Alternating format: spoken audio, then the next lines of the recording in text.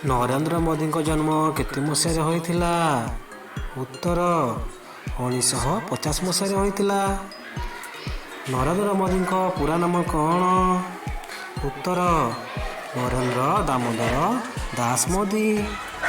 ନରେନ୍ଦ୍ର ମୋଦିଙ୍କ ଜନ୍ମ ଭାରତର କେଉଁ ରାଜ୍ୟରେ ହୋଇଥିଲା?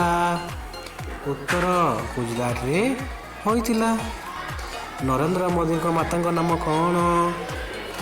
ଉତ୍ତର ହୀରାବେନ ମୋଦି। ନରେନ୍ଦ୍ର ମୋଦିଙ୍କ ବାପାଙ୍କର ନାମ କ'ଣ? ଉତ୍ତର ଶ୍ରୀ ଦାମୋଦର ଦାସ ମୂଲଚନ୍ଦ ମୋଦି। ପ୍ରଥମ ଥର ନରେନ୍ଦ୍ର ମୋଦି କେଉଁ ମସିହାରେ ଭାରତର ପ୍ରଧାନମନ୍ତ୍ରୀ ହୋଇଥିଲେ? ଉତ୍ତର 26 ମେ 2014। ନରେନ୍ଦ୍ର ମୋଦି ଭାରତର ପ୍ରଧାନମନ୍ତ୍ରୀ ହେବା ଆଗରୁ କେଉଁ ରାଜ୍ୟରେ ମୁଖ୍ୟମନ୍ତ୍ରୀ ଥିଲେ? ଗୁଜରାଟ ରାଜ୍ୟରେ ମୁଖ୍ୟମନ୍ତ୍ରୀ ଥିଲେ। ନରେନ୍ଦ୍ର ମୋଦି ପ୍ରଥମ ଥର ଗୁଜରାଟର ମୁଖ୍ୟମନ୍ତ୍ରୀ କେତେ ମସିହାରେ ହୋଇଥିଲେ? 2001 ମସିହାରେ ହୋଇଥିଲେ। ନରେନ୍ଦ୍ର ମୋଦି ଗୁଜରାଟରେ କେତେ ବର୍ଷ ମୁଖ୍ୟମନ୍ତ୍ରୀ ଥିଲେ? ଉତ୍ତର 12 ବର୍ଷ ଥିଲେ। 2014 ମସିହାରେ ନରେନ୍ଦ୍ର ମୋଦି ଭାରତର କେତେ ନମ୍ବର ପ୍ରଧାନମନ୍ତ୍ରୀ ହୋଇଥିଲେ? 14 ନମ୍ବର ପ୍ରଧାନମନ୍ତ୍ରୀ ହୋଇଥିଲେ। 2019ରେ କେଉଁ ଲୋକସଭା ନିର୍ବାଚନ ମଣ୍ଡଳୀରୁ ନରେନ୍ଦ୍ର ମୋଦି ପ୍ରତିଦ୍ୱନ୍ଦ୍ୱିତା କରିଥିଲେ? ଉତ୍ତର ବାରାଣସୀ। ନୀତି ଆୟୋଗର ଅଧ୍ୟକ୍ଷ କିଏ ହୁଅନ୍ତି? ଉତ୍ତର ପ୍ରଧାନମନ୍ତ୍ରୀ ହୁଅନ୍ତି।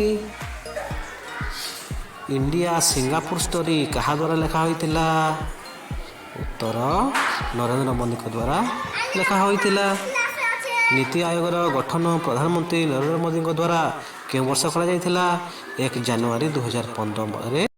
ନରେନ୍ଦ୍ର ମୋଦିଙ୍କ କାହାଣୀକୁ ନେଇ ତିଆରି ହୋଇଥିବା ଫିଲ୍ମ ପିଏମ୍ ନରେନ୍ଦ୍ର ମୋଦିରେ ମୋଦିଙ୍କ ଭୂମିକାରେ କେଉଁ ଅଭିନେତା ଅଭିନୟ କରିଥିଲେ? ଉତ୍ତର ବିବେକ ଓବରୟ।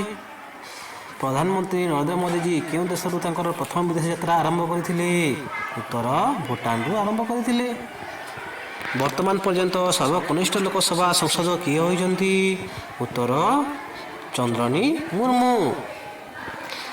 ନରେନ୍ଦ୍ର ମୋଦି କେତେ ବର୍ଷ ଗୁଜରାଟର ମୁଖ୍ୟମନ୍ତ୍ରୀ ରହିଲେ?